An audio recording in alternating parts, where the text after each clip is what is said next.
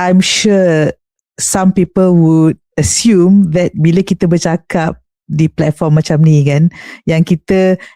got everything under control.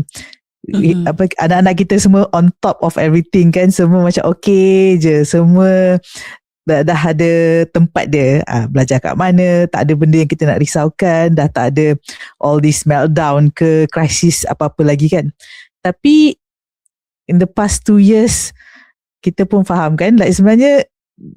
krisis yang bukan sekadar berkaitan dengan autism, anak-anak kita neurodivergent, but life as it is kan, kita sebagai seorang manusia lah dalam keluarga kita sendiri, so dalam kerjaya mungkin. Jadi all this cabaran sebenarnya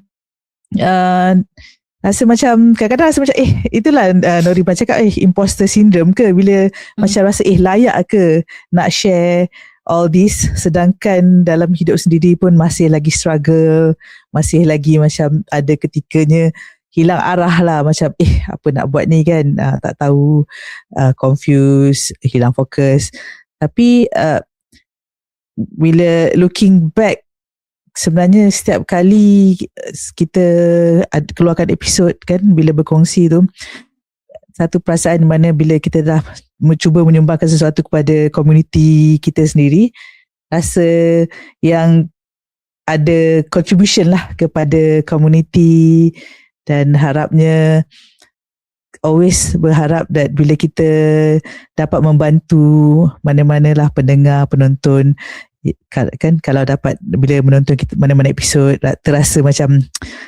rasa didengari ke, rasa not alone macam Anik cakap tadi kan, kita memudahkan mana-mana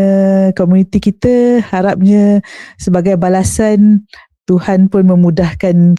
kehidupan kita dalam apa-apa cara sekalipun lah.